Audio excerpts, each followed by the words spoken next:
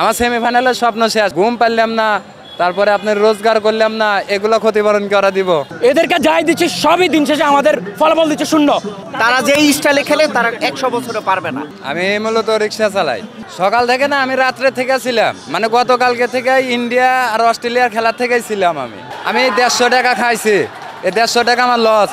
তারপরে যদি গাড়ি চালাইতাম মিনিমাম আমি 500 টাকা কামাইতে পারতাম, এই 500 টাকাও আমার লস। এই বাংলাদেশের খেলা আমার কি কমো ভাই, আমার কান্না আসতেছে। ইন্ডিয়া যেমন আনলে বাড়িতে আগুন ধরে দেয়, মার দেয়, বাঙালি করে তো এরকম কিছু করে না, যার কারণে ওরা যেমনি মন চায় সেমনি চলতেছে। আপনি দেখেন ভাই, মেহেদী হাসান মিরাজ যে খেলাটা খেলে, তানজিদ হাসান তামিম পারে, ওয়ার্ল্ড কাপ ওয়ানডে বিশ্বকাপ রাখছে, তারপরে এশিয়া কাপ খেলছে, এই টি-20 বিশ্বকাপ প্রত্যেকটা ম্যাচই ওরে রাখছে, একটা ম্যাচও ভালো খেলতে পারে না। কি কারণে রাখা হইতেছে? সৌম্য সরকারে এক ম্যাচ খারাপ খেলছে, ওরে বাদ দিছে, মেনে নিলাম, ওই এক ম্যাচ খারাপ খেলছে বাদ দিছে, কিন্তু তানজিদ হাসান তামিমে কেন বাদ দিল না? নাজমুল হাসান শান্ত অধিনায়কের দায়িত্ব পালন করার কোনো অধিকারই নাই, কোনো যোগ্যতাই নাই, ও কি কারণে নিল?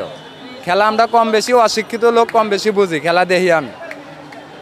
মুশফিকুর রহিম অধিনায়ক ছিল, মাশরাফি বিন মুর্তজা বড় ভাই, ক্যাপ্টেন, বাংলাদেশের বস, ওনার ক্যাপ্টেন্সি দেখলে পরে সারা বিশ্ব বুঝতে পারতো যে ক্যাপ্টেন্সি ধোনির মতো ক্যাপ্টেন্সি, ও কি কারণে ক্যাপ্টেন্সি দিল?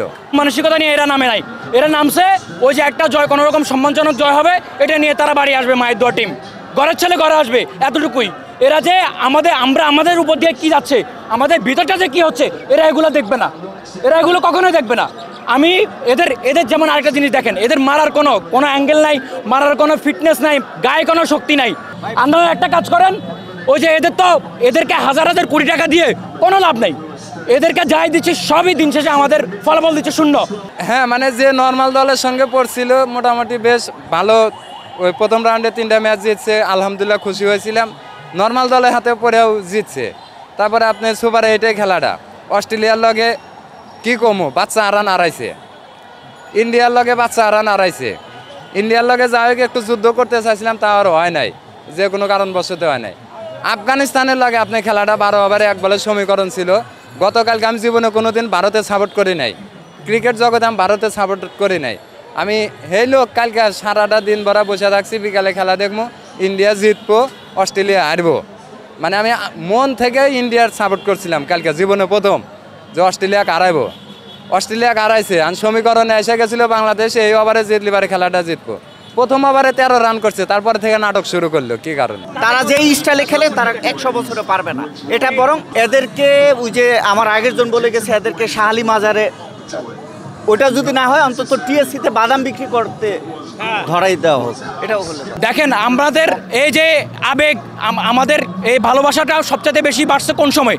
যখন পঞ্চপাণ্ডব ছিল, ওই মাশরাফি বিন মুর্তজা উনি বুঝাইছে নেতৃত্ব কি, উনি বুঝাইছে জয় কীভাবে আনতে হয়, উনি বুঝাইছে অল্প রানের মধ্যে কীভাবে জয় করতে হয়, হারা ম্যাচ কীভাবে জয় করতে হয়। ওই মাশরাফির ওই হাত ধরে ওই স্বপ্ন থেকে আমরা আসলে স্বপ্ন দেখি যে এই বাংলাদেশ ঘুরে দাঁড়াবে, কিছু করবে। কিন্তু আমার মনে হচ্ছে 2050 সালেও আমাদের এই, এখন তো সুপার 8-এ গেলাম, 2050 সালেও আমরা ওই যে 20 দলের মধ্যে থাকি না, সেটাও থাকবো না, সে আমাদের থাকবো না। আমার সেমিফাইনালের স্বপ্ন শেষ। আমি যে ঘুম পারলাম না, তারপরে আপনার রোজগার করলাম না, এগুলো ক্ষতিপূরণ কি ওরা দিব?